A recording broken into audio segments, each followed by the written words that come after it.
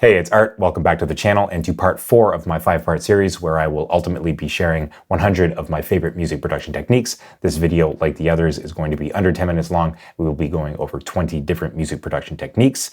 The playlist is going to be linked in the description box down below with the 3 previous videos, as well as the 5th video once it becomes available here on YouTube. And I also have a PDF that goes into greater detail about the 20 techniques we'll be discussing in this video. Without further ado, let's hop into the digital audio workstation and have a look at these 20 music production techniques. Starting off, we have pseudo drum rooms. So if you find yourself in a situation where you haven't recorded proper drum rooms during the tracking process, you can always set up a pseudo drum room with an effects return with a reverb on it. In this case, I have the chroma reverb in room mode. And in this case, I'm sending the entirety of the drum subgroup, although you can also send individual drums if you'd like as well. And I'm also crushing it here with the CLA 76. And I have it in stereo, although you could also use mono as well. So this is what it sounds like by itself.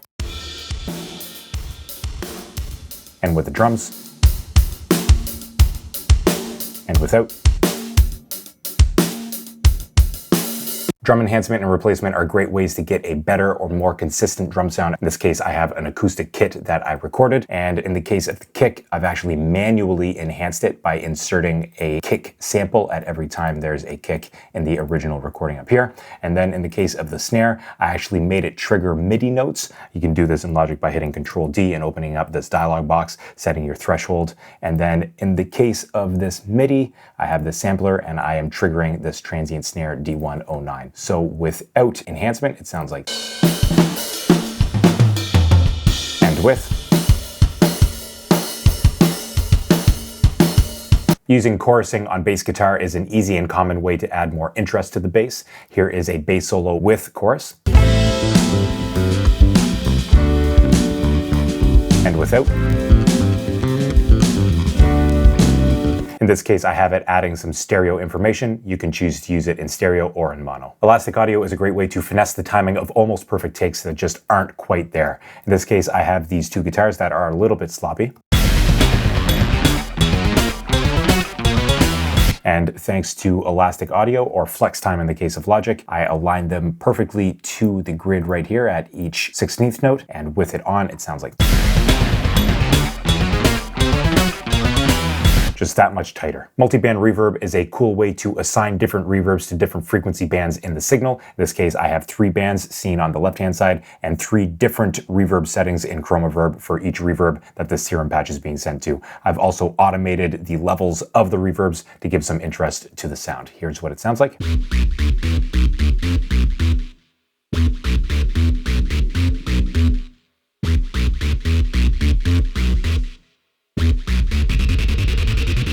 Parallel saturation is a great way to get some extra tone out of certain elements in the mix without necessarily affecting the dry version of that element. In this case, I have a sax solo that is being bussed to bus 23, and then bus 23 is my parallel channel, which in addition to a doubler and a microshift effect, I have this decapitator with the drive all the way up. So by itself, the parallel saturation channel sounds like this. With the sax. Without. And with. So a great way to add some extra tone. I'm a big fan of reamping both vocals and instruments, either through my real amps or through virtual ones like this. In this case, we have this sawtooth lead, which is being run through this archetype nollie. Completely transforms the sound. A segue is a seamless transition between one song and the next on an album. You can do this in a mastering session by carefully aligning the audio files and using proper crossfades. Here's just an example of that.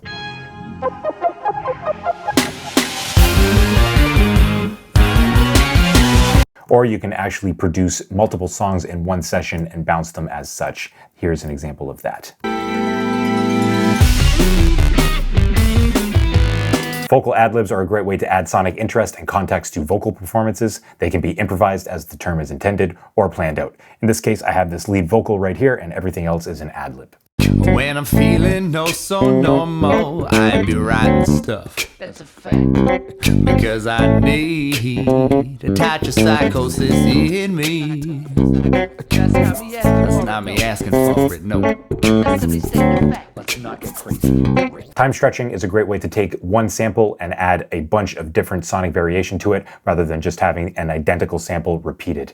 Here you can see that I have a splash and stick, and each of these samples is a different length. That's because I have compressed or expanded them, and you can hear that they all sound different rather than all the same.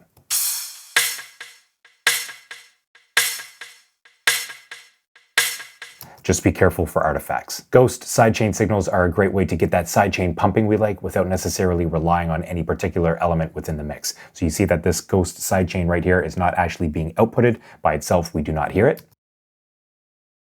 However, it is being sent to the sidechain input of this strings legato compressor, which gives us this rhythm.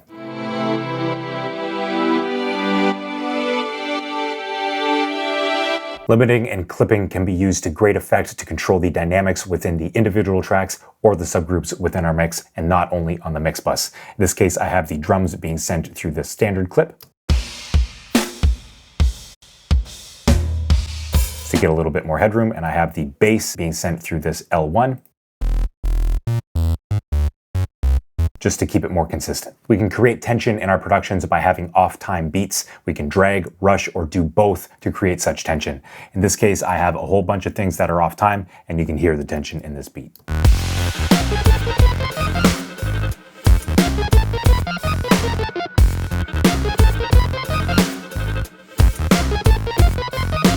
Try utilizing delay and reverb together and experiment with which one comes first. In this first example, I have reverb and then delay on a single effects return, and the opposite, delay and then reverb. We can also choose to send to a delay return and then that return send to a reverb. That sounds like this. Or send to a reverb return, which then sends to a delay return.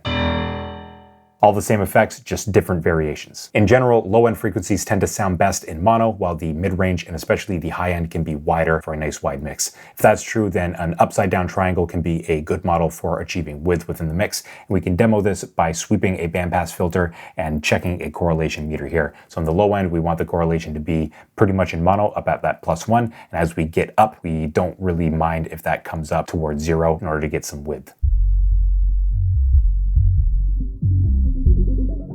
You can see it move in the mix as a whole.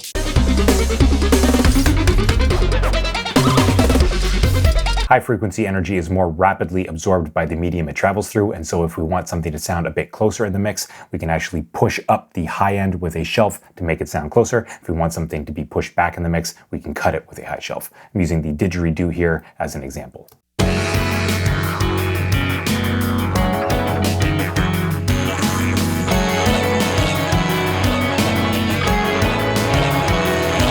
Gently cutting the low mids from a variety of tracks across the mix is a great way to reduce the muddiness of the mix. That's because a lot of fundamental energy and the first few harmonics of a lot of sounds really take up a lot of energy in that range. So this is what a mix can sound like without any of that low mid cutting. And with.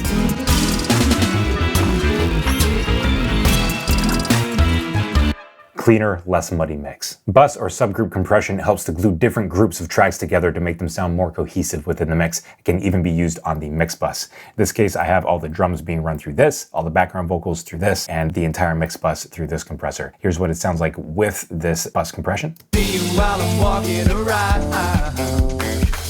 Hope I don't see you. And without. See you while I'm walking around. Subtle, but it helps tie things together. Unique reverb and delay layers are a great way to get extra contrast, texture, and tone out of our instruments. In this case, I have this octave guitar. And then I've doubled that up with a synthesizer, a completely different instrument, ran that through a reverb at 100% wet, and this will be the reverb tail of this dry octave guitar. Together.